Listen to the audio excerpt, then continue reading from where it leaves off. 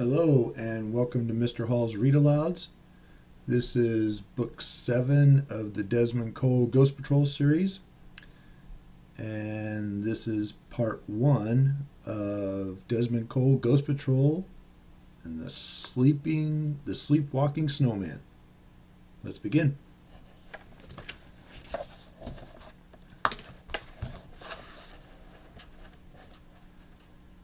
Chapter 1.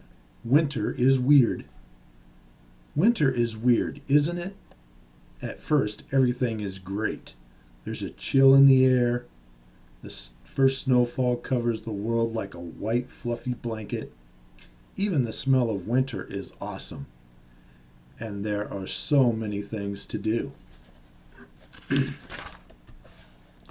Like snowball fights, skiing, playing hockey, sledding, skating, and even making snowmen. Then at night, there is nothing better than warming up in front of a roaring fireplace.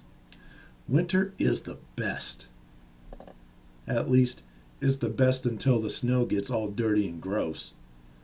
Then the streets get icy and slippery, and it gets so windy outside you can't even keep your eyes open. The days get shorter. It gets dark right after school, and then there's no time for winter fun. If I thought winter in Curseville was going to be any different, boy, was I wrong. Big time.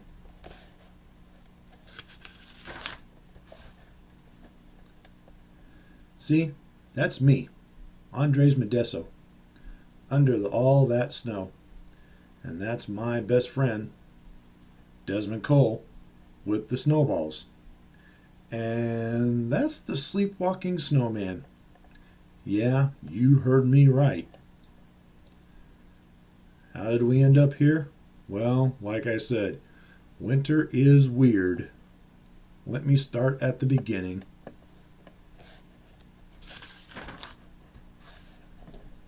Chapter 2, A Snowman Problem.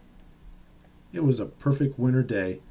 Desmond and I were in his garage, also known as the Ghost Patrol office. I took a sip of hot chocolate and slurped down one of the warm, melty marshmallows. It tasted ooey gooey and hot, just the way I like it. "What's that?" I asked, pointing to one of the strange gadgets hanging on his wall. "It's the Goblin Detector 3000, Desmond said, "but it doesn't work." My hands started to shake. "Good goblin detector?" I asked. Desmond smiled. "When I get it to work, we'll be able to find goblins anywhere." He was excited about this. Me? I was happy living a goblin-free life.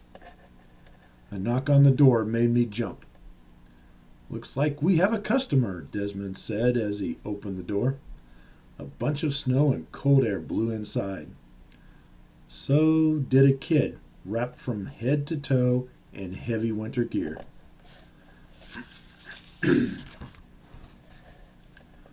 "Welcome to the Ghost Patrol," Desmond said to the kid. All we heard was a muffled grunt as the kid unwrapped a long scarf. Underneath the pile of clothes was a boy. I didn't know him, but I had seen him around school.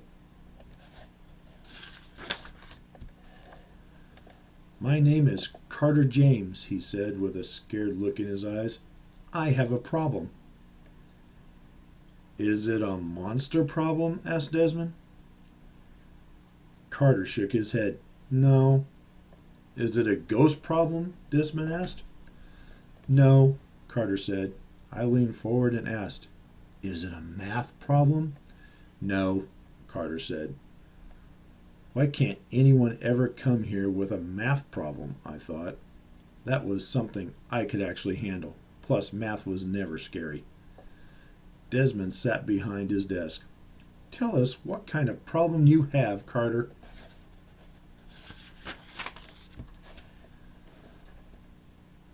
The kid looked over his shoulder like he was making sure we were alone. It's a snowman problem, he whispered. You see, I built a snowman in my yard yesterday, but when I woke up this morning, my snowman was gone. That's easy to solve, Desmond said. It snowed so much last night, your snowman got covered up. Nope, Carter said. That's not what happened. Maybe some of the other kids knocked it down, I guessed.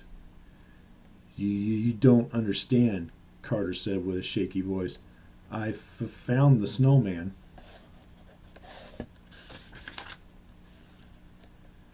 Now I was getting a little bit nervous. Something about his story was creeping me out. Well, then, the mystery solved, I said. Sounds like you don't need us. I need your help, Carter pleaded. My snowman moved to another yard, all by itself. Then it vanished. I don't know where it is. A walking snowman? That was all Desmond needed to hear. The Ghost Patrol had a new case. Chapter 3, Toasty Toes. Back at my house, I prepared for the snowman mystery. The secret to battling the freezing cold is wearing layers of clothes. I put on my favorite red sweater, then my red vest, then the blue scarf and hat my mom knitted for me. Last, but not least, I put on my winter boots. I loved them. They were the thickest, furriest, warmest boots I had ever worn. No matter how slushy and cold it was outside, my toes were always dry and toasty. The doorbell rang. Of course, it was Desmond. He was wearing his Ghost Patrol backpack. That meant he was on the case. When Desmond stepped inside, he stopped in his tracks and stared at me. What? I asked. What could take away Desmond's power of speech? It had to be something big. What's wrong? I asked again. Come on, Desmond. Talk to me, man. This isn't funny. I started to tremble. Was there something behind me? A monster? A mummy? A goblin? I swallowed hard and waited for Desmond's answer. But he just kept staring. Just then Zax floated into the room through the wall. Hey guys, he said. But then he stopped talking and stared at me too. His ghost mouth dropped all the way down to the ground. Not you too, Zax, I screamed. My heart was thumping. What is everybody staring at? Finally, Desmond and Zax looked at each other and burst out laughing. Zax said, It's your boots, Andres. Yeah, Desmond said. They're so furry. Did you steal them from Bigfoot or rustle them away from a bear? Zax nodded as he giggled. Are they still alive? You guys are the worst, I said as my heart slowed to its normal speed. We'll see who's laughing when my feet are warm and your feet are freezing. Zax cackled again. Dude, I don't have any feet. Okay, that made me laugh too. A little. A lot. Maybe too much. Desmond cleared his throat. Are you ready? I nodded. It was time to find the missing snowman.